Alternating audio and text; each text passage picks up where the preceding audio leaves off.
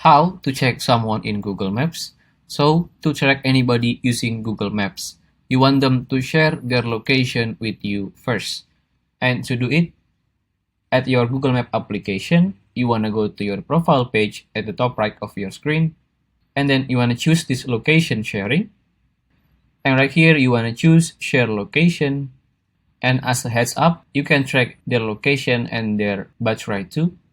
And then you can also customize the time that you want to share your live location.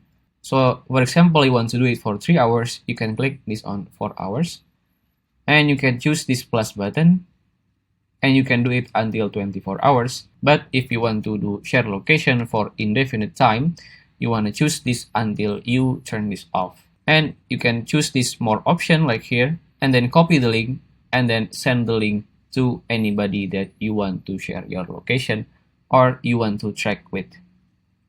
So for example here, I just received the link for sharing live location, and I just want to tap on the link, and after you open the link, this is that will appear. You will have the name of the person, the distance between you and them, and their battery, and then also their address right here.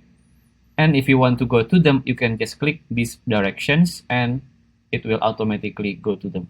If you find this video useful, please consider like and subscribe.